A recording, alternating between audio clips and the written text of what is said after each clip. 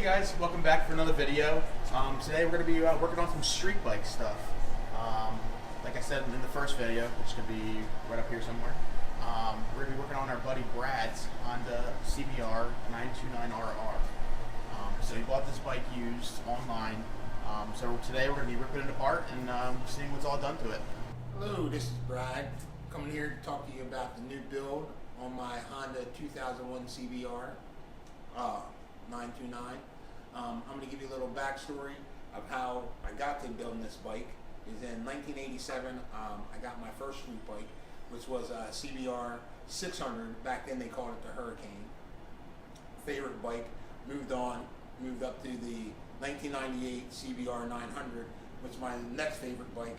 And then in 2000, Honda made the 929s, and this is a 2001 929, which was my next favorite bike.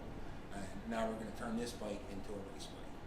So what we're going to do now is we're going to rip this whole engine down, take it down to nothing, put it back together from the crank all the way up. But what I plan on doing is changing some of the internals. So we plan on putting in some different cams, of course, you know, some race cams in the bike, getting some Portland polishing done on it. Also, hopefully, you know, I won't have to do any crank work, but if we have to, we'll have to do that kind of stuff too. We'll see how that goes. But basically, we're just going to put this bike back together, put it in race bike form, get it ready for the track, because I plan on next year, if we don't have a COVID situation, I'll be able to get back on the track and ride the bike like I've been waiting for the last 20 years, actually, to do this. Always something garage, right? Should be working on the Bronco. But now we have this CBR 929R.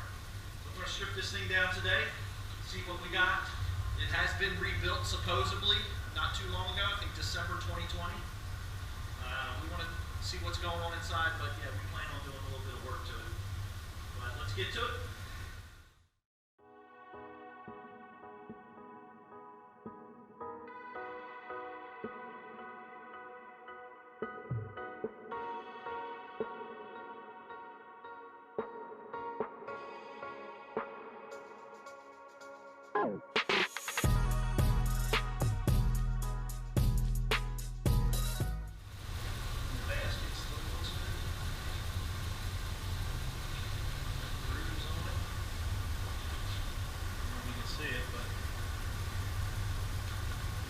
Those grooves on the plates.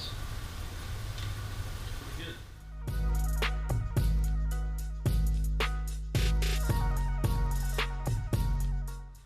For you people out there, this is my first CBR engine build. This is probably Ron's 1000th engine build. Never built a CBR motor in my life. He's never done a CBR. I've done a lot of engines, but I've never done a CBR. Yeah. In line for work. Yes, he has. But I believe he'll do a great job. So I don't care about what he says. So I'm learning too. He's going to teach me. I'm learning for real. He knows.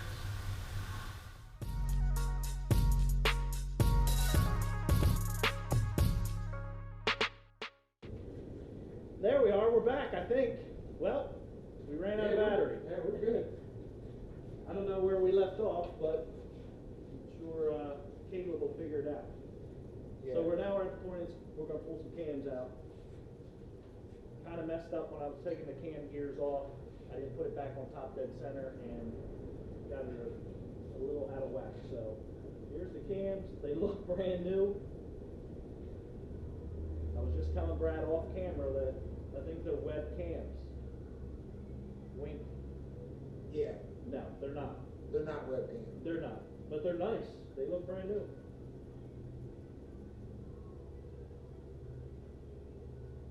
I mean, I think this bike only had what, 9,000 miles? 7,000. 7,000 miles. That's why these cams look good. 7,000 miles and making a lot of noise. Alright, we're getting close. We want to see the bottom end. We want to see these rod bearings that we know were changed. Brad got the receipt from the guy when he bought the bike, from a bike shop, and it said that rebuilt the bottom end and main bearings were replaced. So it will be interesting. So we'll get these lash caps off.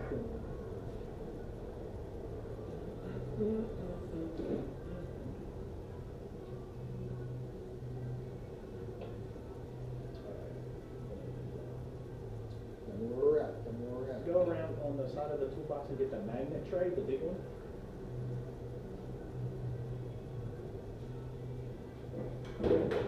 These lash caps look perfect. What'd you say? Even the lash caps look perfect. They do.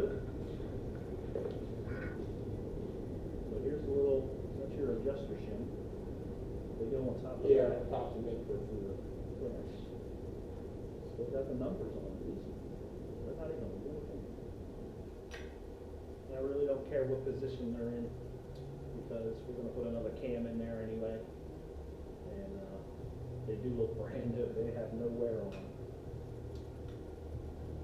If we may have been replacing, you know, doing valves or something like that, I probably would keep these lash caps with the respective cam loop just for wear, but new cams going in. Probably new valve springs are going in too. Brad doesn't know this, but we'll be doing the port and polish on the heads, and we're probably gonna put some bigger, stronger valve springs. But as you can see, Brad's happy about that. He's not complaining.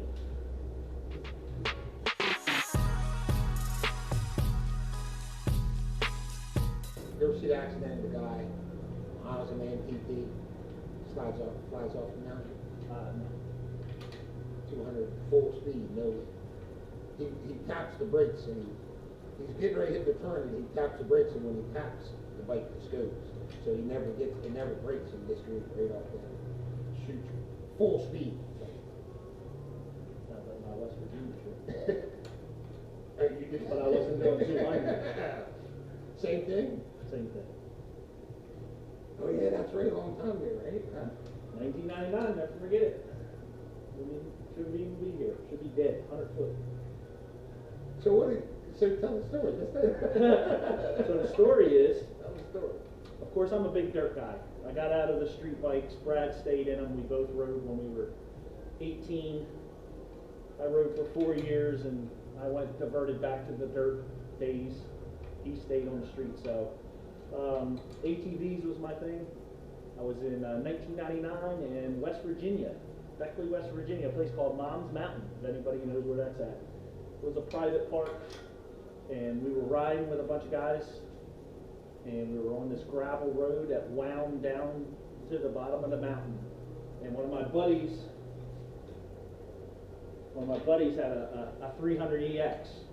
Thought it was the baddest thing in the world. Love you, Nick, at night, we love you. But I had a 250R, my buddy had a 250R, a couple new 400EXs. 99 was the first year. Nick takes off because he thought that 300 was bad, and everybody knows that 300s are dogs. So of course I'm too competitive. I had to take off chasing him, and it was a dusty gravel road. I clicked into fifth gear. We're going downhill, by the way, not uphill. And I had some track tires on, some old turf tamers. And I was getting closer to him. I saw the dust. And before I knew it, I could see his back of his bumper and his rear wheels. Well, it turned a right hard turn. He saw it because he had a clear view. All I saw was dust, and it was too late. And I went off the side of the mountain. I knew I had to get away from the bike, so I just jumped off the bike, kicked myself off, and that was, I hit the ground with my feet, and that was the end of it. I don't remember anything else other than waking up about 60, 70 feet down the mountain.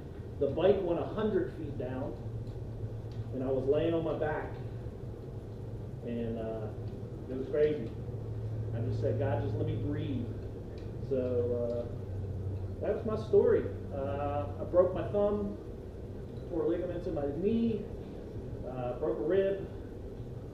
But ironically, 1999, for you guys that are avid off-roaders, that was the first year Hatfield-McCoy opened up. The next day, we went to Hatfield-McCoy. I rode 68 miles with a broken thumb, busted up knees.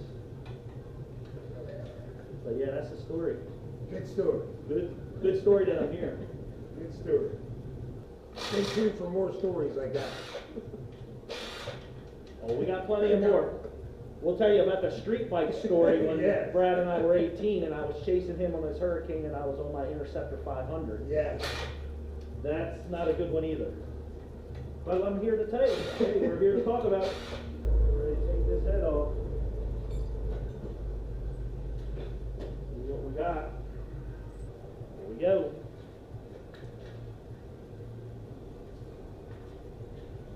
Oh my gosh. Just kidding. You almost got me on that. Can't see, but we definitely got cylinder scarring. I was a little stressed. We're gonna put pistons in it anyway. Probably have to overbore it. Probably going to 954. But this just proves it definitely needs something. The coating is kind of scratched up pretty good. You can feel some. I got gloves on. Oh, look at that. Oh, man, look at that. Feel down there. So once you spin the crank over, maybe we'll get the camera and get some picture in there. Yeah. Well, there's a look at the cylinders. As you can see, you can probably hear. That's the gouges. Well, we were replacing the pistons anyway, so now definitely getting the cylinders redone.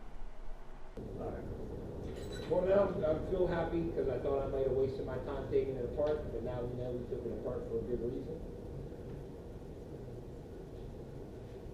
So my hunch was right. Once. One time. It's my first time. In Ron's eyes. Because I'm always right.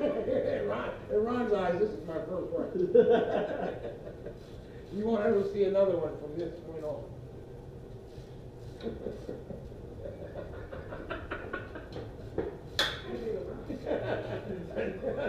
Yeah, of course.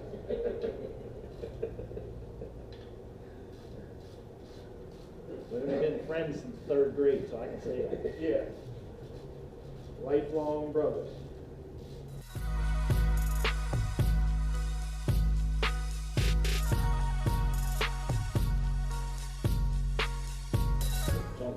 And brass in there. So there's still metal in the engine. Looks like some bronze with bearings, so definitely let loose, but I suspect they did not clean the block out. I think they just did bearings and didn't clean the whole engine out, and it just started up and all that metal that was in the oil galleys went right back. Now it's nice it's caught in the screen, but Now you know what's there. If you look, it's all power. Ah.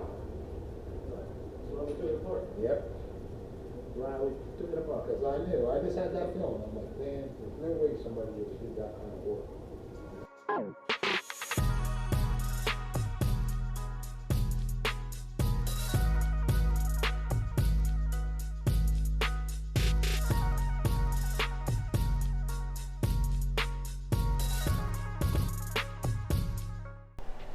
Well, this is the end of our second video about Brad's Honda CBR929RR. So as you can see over here, we have the motor all torn apart and ready to rock and roll for the next video. So we hope you guys enjoyed it. Make sure you guys subscribe and click that bell to keep the notifications up. And we'll see you in the next one. See ya.